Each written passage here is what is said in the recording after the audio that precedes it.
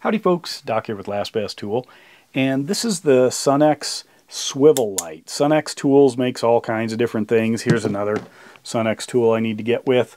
That's kind of a pistol grip wire stripper needle nose plier. Pretty neat.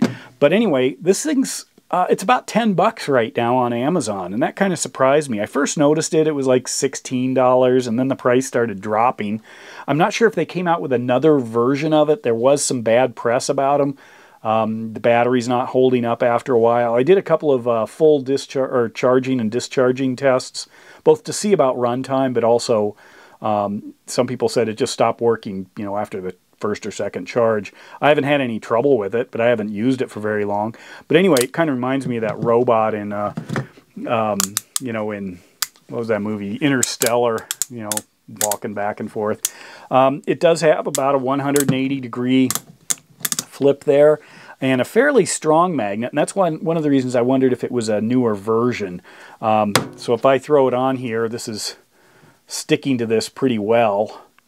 To this Gador pry bar. You can see that if you're looking for something like this. So that alone seems different than some of the bad reviews. It does have kind of a odd rubbery feel that doesn't instill a lot of confidence, compared to some of the other rubbery feels like on this Icon or this Klein. It does have a port cover, but that pops off.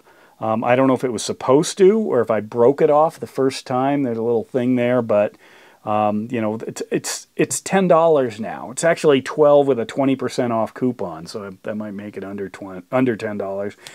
It's a 300 lumen light. It has 3 settings. When I did my run tests on it, I turned it on and I got about 4 hours. I turned it on high and just let it run. And about 4 hours, maybe 3 and change, it went out. But it throttled down after about 10 minutes. I was able to notice that it wasn't producing as much light. If you run it on one of the, or like on the low setting, they claim you can get up to 6.5 hours out of something like that. Again, for 10 bucks. It has a hook on the back that swivels around. Some of these kinds of lights, and I use like a small Braun, and I used to use this one actually in gun safes because you can just kind of hang them there, and then you need a light, you just turn it on and it's ready to go, and it just lives in there. Charge it up, every 6 months or so.